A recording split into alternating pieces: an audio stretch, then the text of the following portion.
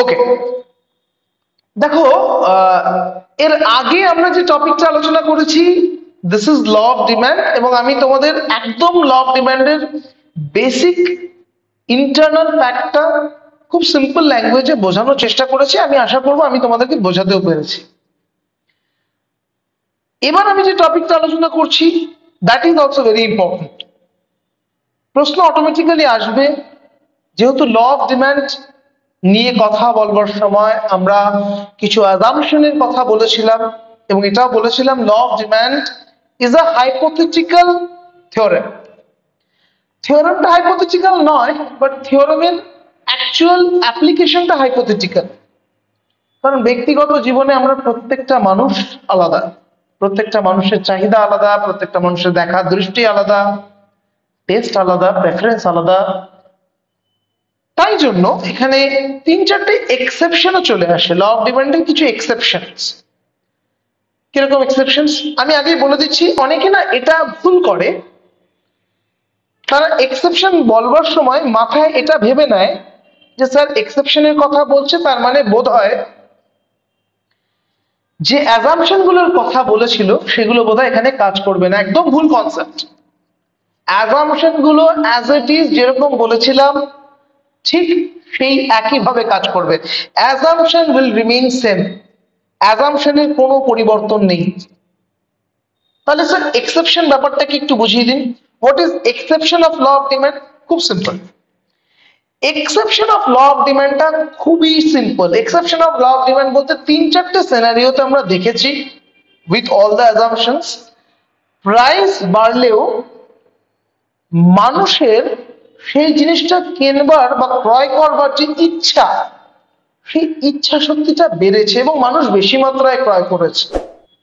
I repeat, even the price will increase, the consumption of this particular goods, the demand of that particular goods will also increase. এটা কখন কখন হতে পারে? 2-3টে কেসে এটা হতে পারে, এই জন্য এটাকে আমরা এক্সেপশন বলি। ফার্স্ট 3-4টে নাম আছে, নামগুলো একটু জাস্ট সিম্পল টার্মে মনে রাখবার চেষ্টা করবে, এমন কিছু ডিফিকাল্ট নয়। প্রথম নামটাকে আমরা বলবো গিফেন গুডস।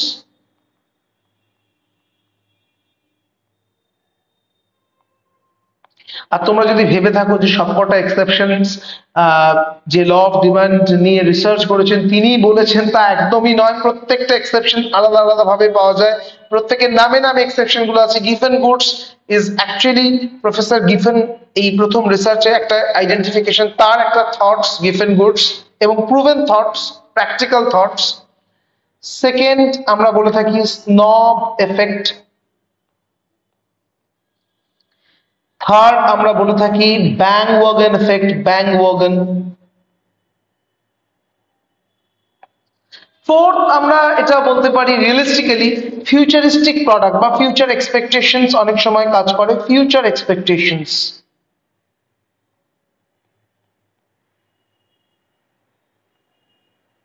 এবং কি অদ্ভুত দেখো, যে কোনো ফ্যাক্টরি কাজ করুক না কেন আলটিমেটলি এটা ল অফ ডিমান্ডকে চ্যালেঞ্জ করছে।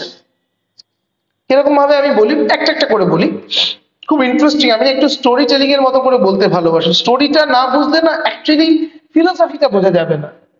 আর ইকোনমিক্স যদি সত্যি শিখতে চাও ফিলোসফিটাকে বুঝতে হবে।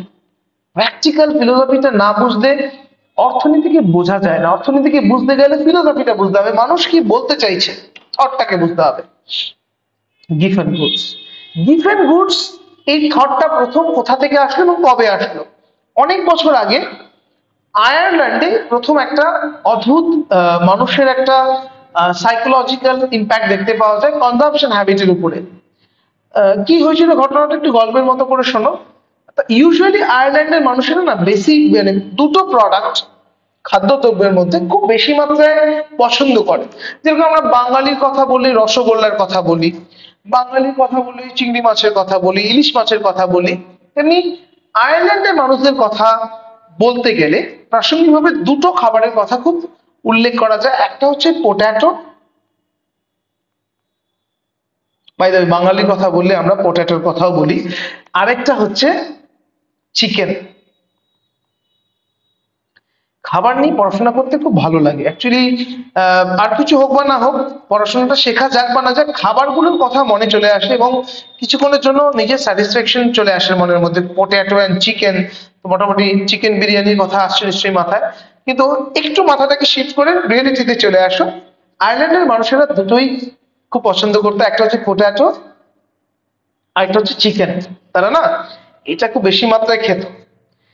এবার তো ন্যাচারালি চিকেনের দাম তো পটেটো থেকে বেশি, এবং সামগ্রিক অর্থে দেখতে পাওয়া যে মানুষের তো অত এবিলিটি নেই সব সময় চিকেন কেনার।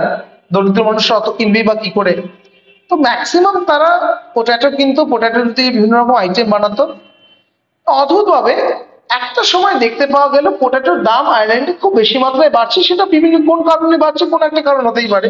পটেটো সাপ্লাই কমে গেছে, বা খুব মন্দা দেখা দিয়েছে, পটেটো সে বছর খুব নষ্ট হয়েছে, কোনো কারণে পটেটো দামটা খুব ক্রমান্বয়ে বাড়ছে। তো নর্মালি হিউম্যান এক্সপেকটেশন কি হবে, পটেটোর দাম বাড়ছে, তাহলে বেশি দাম দিয়ে পটেটোকে কনজিউম না করে naturally what we want to consume chicken. এটাই তো হয় না? আমাকে যদি বেশি দাম দিয়ে কনজিউম করতেই হয়, তাহলে আমি বেশি দামি জিনিসটাই কিনবো, কম দামিটা কেন? অদ্ভুত ভাবে ঘটনাচক্রে ঘটনাটা কিন্তু সেটা হয়নি। কি হয়েছিল, অবজার্ভ করে দেখা গেছিল যে মানুষ পটেটোর পরিমাণ, পটেটোর কনজাম্পশন না কমিয়ে রাদার নর্মালের থেকে চিকেনের কনজাম্পশন কমিয়ে উল্টে পটেটোর কনজাম্পশন আরো বাড়িয়ে দিয়েছিল।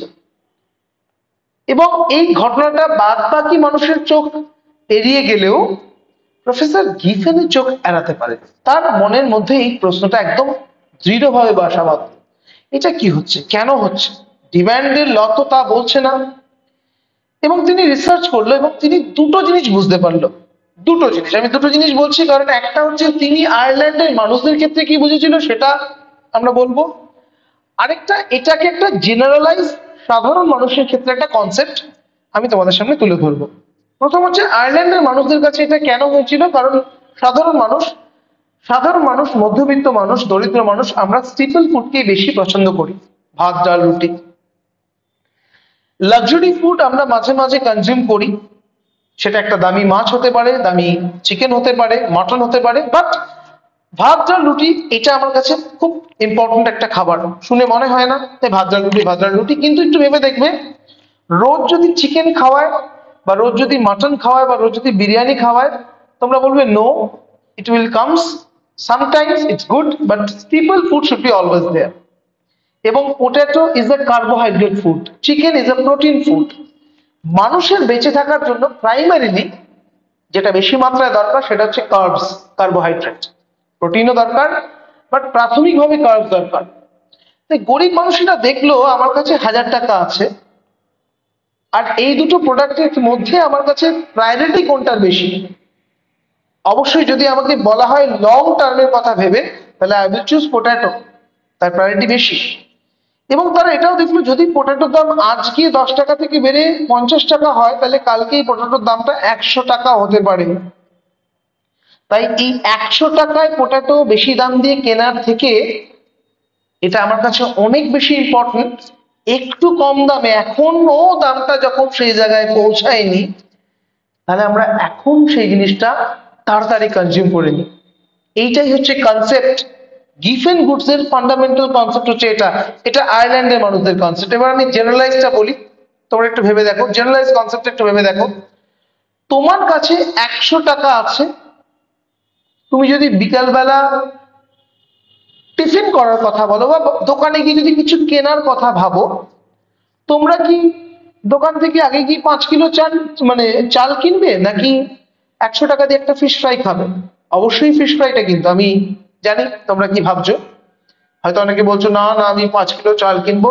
অ্যাকচুয়ালি কথাগুলো আমাকে বলার জন্য ঠিক হতেও পারে, কিন্তু প্র্যাকটিক্যালি কিন্তু সার্বিক অর্থে সাধারণ মানুষ গিয়ে কিন্তু আগে ফিশ ফ্রাই খাবে।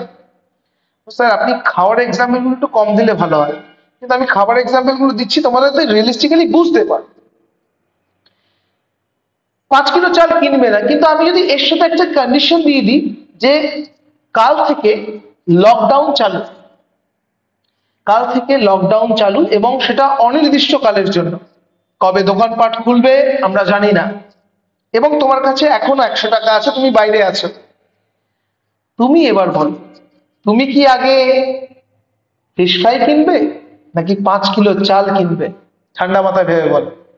আমি জানি এবার তোমাদের অ্যান্সারটা চেঞ্জ হয়ে গেছে, তোমরা প্রত্যেকেই ভাবছো yes, obviously I'll go to the 5 kilo chal, 100% for sure।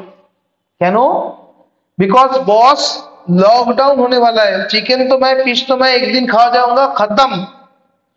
কিন্তু এই 5 কিলো চাল আমার পরিবারকে অনেকগুলো দিন খাওয়া জোগাড় করতে সাহায্য করবে, এই প্রায়োরিটি দেবে 5 কিলো চাল কেনার পিছনে। এটাই হচ্ছে গিফট এন্ড গুডস এর ফান্ডামেন্টাল কনসেপ্ট বন্ধুরা। এইটাই হচ্ছে exceptions, and that is one of the exceptions of law of demand। প্রত্যেকটা জিনিসকে খুব ফান্ডামেন্টালি বুঝতে হবে, কনসেপ্ট ক্লিয়ার করে বুঝতে হবে। কখন একটা মানুষ কোন প্রোডাক্টকে প্রায়োরিটি দেবে সেটা কখনো কখনো এক্সটার্নাল সিচুয়েশন বা এক্সটার্নাল কন্ডিশনস তার উপর ইম্প্যাক্ট তৈরি করে। এই যে যখনই আমি লকডাউন কথাটা জুড়ে দিলাম তখন তোমরা রিয়েলাইজ করলে এই কন্ডিশনটা যতদিন থাকবে অবশ্যই আমি প্রায়োরিটি দেবো 5 কিলো চালকে। কিন্তু আবার যখন লকডাউন উঠে যাবে আমি কিন্তু আবার 100 টাকা পকেটে থাকলে আমি কিন্তু আবার ফিশ ফ্রাই কিনবো, তখন কিন্তু আমি 5 কিলো চাল কিনবো না। এই হচ্ছে গিফট এন্ড গুডস, যেটা ডিপেন্ড করে কিছুটা সময়ের জন্য, সর্বকালের জন্য নয়। আশা করি আমি তোমাদেরকে খুব ঠান্ডা মাথায় সিম্পল ওয়ার্ডসে সিম্পল এক্সাম্পল দিয়ে তোমাদেরকে বোঝানোর চেষ্টা করলাম, এবং আশা করি তোমাদেরকে বোঝাতেও পারলাম what is gift and goods and what is the fundamental behind this particular concept. আমরা আজকে যে টপিকগুলো কভার করছি, ফার্স্ট টপিক হচ্ছে law of demand, second exception of the law of demand, third utility, fourth marginal utility, fifth law of diminishing marginal utility, utility maximization, একটা খুব গুরুত্বপূর্ণ concept ইকোনমির, and at the end of the discussion we will talk about দুটো approach আছে যার সাহায্যে আমরা ইউটিলিটিকে measure করতে পারি। এবং অনেকে আমাকে বলে যে স্যার ইউটিলিটি মেজার করার দরকারটা কি, কারণ প্রত্যেকটা মানুষের ব্যক্তিগত স্যাটিসফ্যাকশন তো সম্পূর্ণ ব্যক্তিগত। আমাদের কেন why we need to measure the utility, তার কারণটা কি? অনেকগুলো কারণ আছে, ডেফিনেটলি আছে, তার জন্যই আমাদের ইউটিলিটি মেজার করা দরকার, অবশ্যই দরকার। দুটো অ্যাপ্রোচ আছে যার সাহায্যে আমরা ইউটিলিটি মেজার করতে পারি, একটাকে বলা হয় কার্ডিনাল অ্যাপ্রোচ, একটাকে বলা হয় অর্ডিনাল অ্যাপ্রোচ। তো আমি আলোচনাটা স্টার্ট করছি, প্রথমেই চলে আসছি ল অফ ডিমান্ড। অনেকেই হয়তো ইকোনমিক্স পড়তে গিয়ে ডিমান্ড ব্যাপারটা সম্বন্ধে তাদের আইডিয়া আছে, বাট এই ডিমান্ডের না দুটো পার্সপেক্টিভ আছে। আজকের আলোচনার জন্য ডিফারেন্টলি হোক, একটু অন্যরকম ভাবে।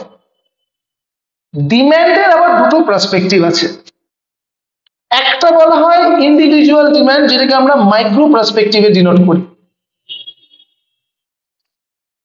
সেখানে একজন ব্যক্তি তার নিজস্ব কোনো একটা জিনিসের প্রতি চাহিদা, সেই চাহিদাটা খুব ইম্পর্টেন্ট, এবং সেই চাহিদাটাকে নিয়ন্ত্রণ করছে কিছু ফ্যাক্টরস, যে কোনো ফ্যাক্টর হতে পারে, multiple factors it could be. আমরা আলোচনা করব কি কি ফ্যাক্টর নিয়ন্ত্রণ করে একটা মানুষের চাহিদাকে। কিন্তু ব্যক্তিগতভাবে একটি মানুষের চাহিদাকে যে ফ্যাক্টরস গুলো নিয়ন্ত্রণ করছে সেটা তোমার ইন্ডিভিজুয়াল ডিমান্ড। আবার সামাজিক ভাবেও তুমি একটা মানুষ, মানে you are a social person, right? And at the same time সামাজিক ভাবেও কিছু ফ্যাক্টরস এমন থাকে যেটা তোমার চাহিদাকে নিয়ন্ত্রণ করছে। সার্টেনলি ইয়েস, হয়তো তুমি খুব ইন্টারেস্টেড না ওটা কেনার জন্য, কিন্তু তোমাকে ওটা কিনতে হচ্ছে, কারণ তুমি একটা সমাজবদ্ধ জীব। এই সমাজের বেশিরভাগ মানুষ যেটা পারচেস করে বা যেটা পারচেস করতে চায়, আমরা কখনো কখনো সেটাই কিনতে চাই বা কেনার ইচ্ছা বোধ করি। তাহলে আমাদের গোটা ডিমান্ডের একটা হচ্ছে মাইক্রো পার্সপেক্টিভ, একটা হচ্ছে ম্যাক্রো পার্সপেক্টিভ। এবার প্রশ্ন, আমরা যে এই যে আমরা বললাম ল অফ ডিমান্ড, এটা স্যার কোন পার্সপেক্টিভটাকে মাথায় রেখে হয়েছে? অবশ্যই মাথায় রাখবে, যখন আমরা ল অফ ডিমান্ড নিয়ে কথা বলবো, the law of demand is absolutely based on micro perspective, যেখানে তোমার নিজস্ব ব্যক্তিগত চাহিদার কথা বা তোমার ব্যক্তিগত যে সকল বিষয় বা ইন্ডিভিজুয়ালি যে সকল বিষয় তোমার একটা জিনিসের চাহিদাকে নিয়ন্ত্রণ করতে পারে, সেই ফ্যাক্টরস গুলো নিয়ে আমরা মাইক্রো পার্সপেক্টিভে আলোচনা করি। খুব মাইনিউটলি শোনো তোমরা কথাগুলো, খুব ইন্টারেস্টিং ফ্যাক্টরস। এবং প্রথম ল অফ ডিমান্ড নিয়ে আমাদের মধ্যে যে ধারণাটা তৈরি হয়েছিল সেটা কে এস্টাবলিশ করেছিল? প্রথম ল অফ ডিমান্ডের আইডিয়া বা প্রথম যে এই থিওরেমটা এস্টাবলিশ করেছিল সে আর কেউ নয়, আমাদের প্রত্যেকেরই পরিচিত অ্যালফ্রেড মার্শাল। এবং ওনার এই ল অফ ডিমান্ড নিয়ে বলার সময় উনি কিছু অ্যাজাম্পশনের কথা বলেছিল। This assumption is also equally important. প্রশ্ন হচ্ছে অ্যাজাম্পশনের কেন প্রয়োজন আছে? দেখো, ল অফ ডিমান্ড না অ্যাকচুয়ালি একটু থিওরেম। তোমরা এটাকে অনেক সময় ভাবো বোধহয় এটা একটা ল। অর্থনীতি একটা ফিলোসফির উপর নির্ভর করে। ফিলোসফি প্রত্যেকটা মানুষের এক নাও হতে পারে, তবে আমরা সেই ফিলোসফিটাকে অ্যাকসেপ্ট করি যেটা সার্বিক, মানে যেটা অধিকাংশ মানুষের ক্ষেত্রে দেখতে পাওয়া যায়, বা মোর দ্যান 90% পিপল যারা যেই ফিলোসফিতে বিলিভ করে সেটাকে আমরা অ্যাকসেপ্ট করি। তার মানে এই নয় যে সবাইকে ওই একই ফিলোসফিতে বিলিভ করতে হবে, বা যারা ওই ফিলোসফিতে বিলিভ করছে না তারা বোধহয় ভুল, তা নয়। পৃথিবীতে সবকটা মানুষেরই তাদের নিজস্ব ফিলোসফি চুজ করার অধিকার আছে, এন্ড দ্যাটস ভেরি ট্রু, এটা আমরা জানি প্রত্যেকে। তো যাই হোক, আমি আবার প্রসঙ্গে ফিরে আসছি। অ্যালফ্রেড মার্শাল যখন ল অফ ডিমান্ডের কথা বলেন তখন উনি কিছু অ্যাজাম্পশনের কথা বলেন, অ্যাজাম্পশনস।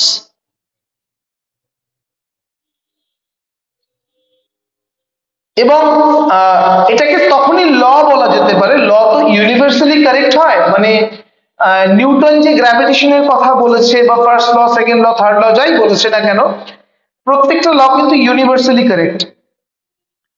কিন্তু থিওরেম না আবার ইউনিভার্সালি কারেক্ট নাও হতে পারে যদি এই অ্যাজাম্পশন গুলো চেঞ্জ হয়ে যায়।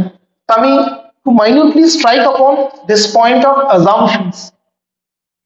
তো অ্যালফ্রেড মার্শাল কি বলেছে এটা আমি একটা স্টোরির মতো করে বুঝবো। অ্যালফ্রেড মার্শাল বললেন, প্রথম প্রশ্ন করলেন অ্যালফ্রেড মার্শাল যে স্যার, একটা ইন্ডিভিজুয়াল, একটা ব্যক্তি, সে ইউ আর ইন্ডিভিজুয়াল, তুমি একজন ব্যক্তি হলে তোমার ব্যক্তিগত চাহিদার প্রভাবক কি? প্রভাবক মানে ফ্যাক্টরস। কি কি বিষয় তোমার ব্যক্তিগত চাহিদাকে নিয়ন্ত্রণ করতে পারে? এবং উত্তরটা খুব সিম্পল ছিল। প্রথম আমরা দোকানে গিয়ে দেখি প্রোডাক্টের প্রাইস, দেখার পরই পকেটে হাত। তার মানে আমরা বলতে চাইছি দেখি আমাদের ইনকাম। তারপর এক মিনিট ভাবি এটা কি সত্যি আমার নেওয়া উচিত, আমি কি এটাই নিতে চেয়েছিলাম? তার মানে কোথাও একটা কি টেস্ট অ্যান্ড প্রেফারেন্স। তারপর এটা ভাবি যে আচ্ছা, এই কোম্পানিটা তো প্রোডাক্টটা এই দাম দিচ্ছে, দেখি তো ওই কোম্পানিটা কি দাম দিচ্ছে। মানে এগুলো দেখো একটা ইন্ডিভিজুয়াল সাইকোলজি। কিন্তু প্রত্যেকটা মানুষ তাদের ব্যক্তিগত জীবনে কোনো জিনিস যখন কিনেছে এই জিনিসগুলোই ভেবেছে, একদম এগুলোই ভেবেছে যে আচ্ছা দেখি তো ওই দোকানটা কি প্রাইস অফার করছে, আচ্ছা is it this particular shop give me a little discount on that. তার মানে আমরা ঘুরিয়ে ফিরিয়ে দেখি এর কিছু substitute and alternative product, substitute and alternative, right? তার মানে এইটাও একটা প্রভাবক। আচ্ছা আর কি দেখি আমরা? আরেকটা জিনিস আমরা অবজার্ভ করি, যখন আমরা কোনো জিনিস কিনতে চাই এটা দেখি, একবার ভাবি আচ্ছা এটা তো আমি কিনলাম, এটা কি আমার ইনভেস্টমেন্ট হলো নাকি এটা আমার একটা এক্সপেন্স হলো?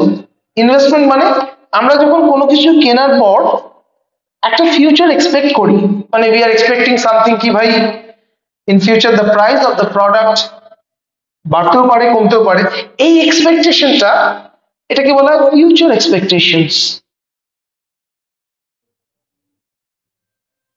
রাইট?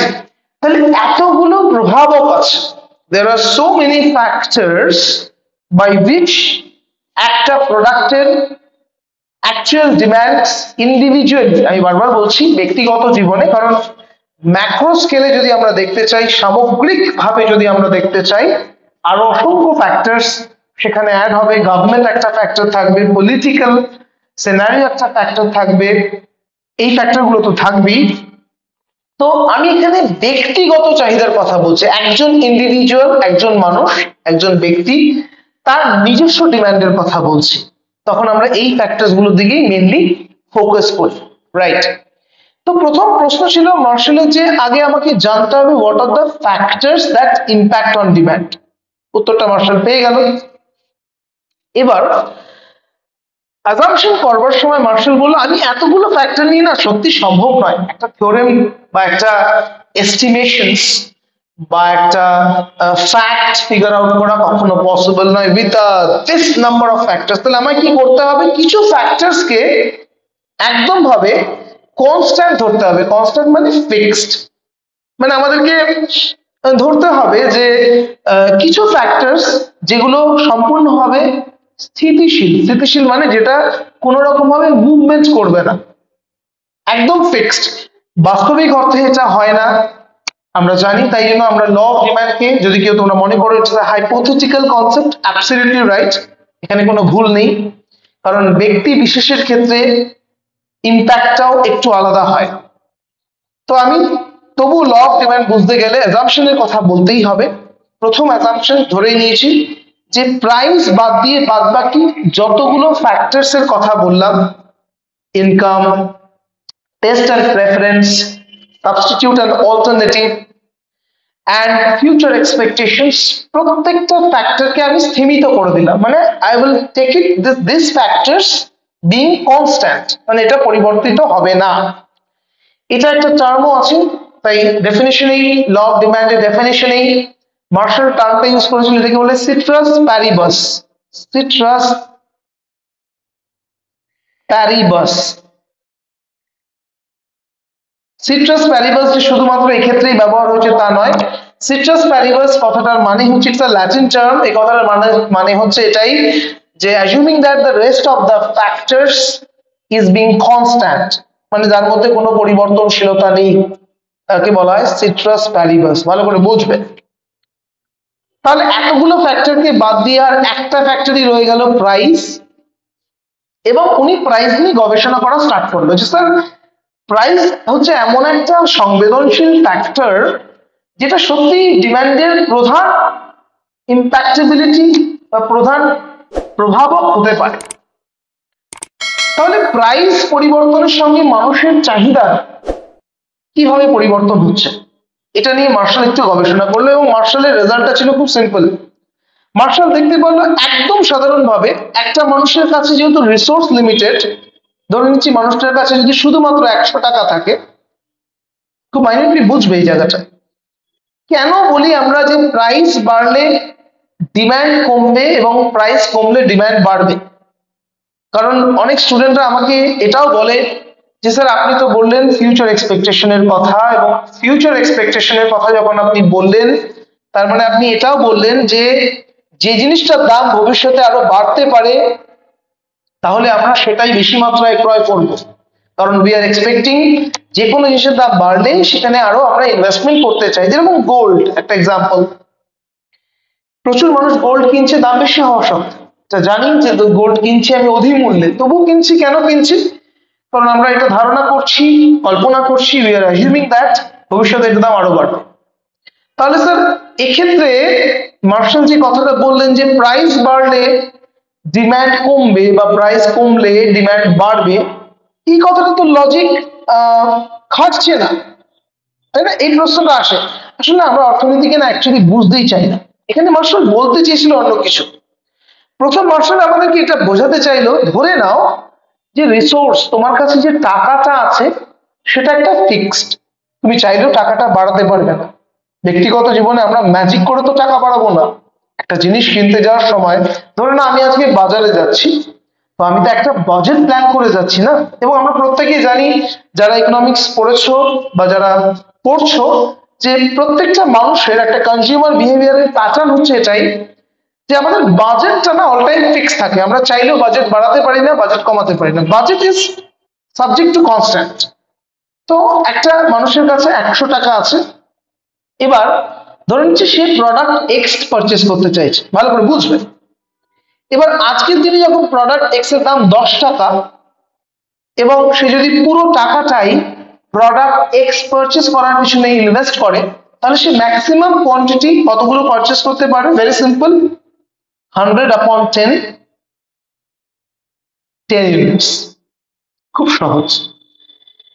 এবার সামহাও জিনিসের দাম বাড়ে, মূল্য বৃদ্ধি হয়, প্রোডাক্ট এক্স এর দাম বেড়ে হয়ে গেল 20, রাইট? কিন্তু লোকটার রিসোর্স কিন্তু বাড়লো না, লোকটার কাছে এখনো 100 টাকাই আছে। তাহলে এই 100 টাকার বিনিময়, কারণ আমি বলেছিলাম, শুরুতেই বলেছিলাম আমরা বাকি সমস্ত ফ্যাক্টরস বা প্রভাবকগুলোকে ধরে নেব স্থিমিত, মানে স্টেশনারি। তাহলে সেক্ষেত্রে ইনকামটাও স্টেশনারি, রাইট? এটা ধরে নিয়েছি, অ্যাজাম্পশনটা ধরে নিয়েছি শুরুতেই। সেক্ষেত্রে মানুষটার যে রোজগার বা 100 টাকা, সেটা যা ছিল তাই রইল, সেটা বাড়লো না কমলো না, whatever it was remain constant। কিন্তু জিনিসটার দামটা বেড়ে গেল, 10 টাকা থেকে বেড়ে ওটা 20 টাকা হয়ে গেল। এবার প্রশ্ন, স্যার এই 20 রুপিজে কতগুলো ইউনিট কনজাম্পশন করা যায়? তাহলে এখন 100/20 একটা মানুষ ম্যাক্সিমাম 5 ইউনিট কনজিউম করতে পারবে। ম্যাক্সিমাম কতগুলো ইউনিট কনজিউম করতে পারবে? 5 ইউনিটস, রাইট? এটা একটু বুঝতে হবে।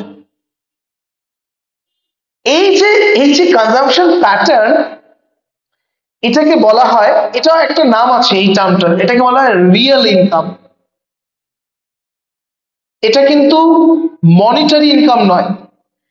রিয়েল ইনকামকে আমরা সবসময় মেজার করি কোন একটা প্রোডাক্টের রেসপেক্টে। মানে আগে প্রোডাক্ট এক্স আমরা 10 ইউনিট কিনতে পারতাম, এখন প্রোডাক্ট এক্স আমরা 5 ইউনিট কিনতে পারছি।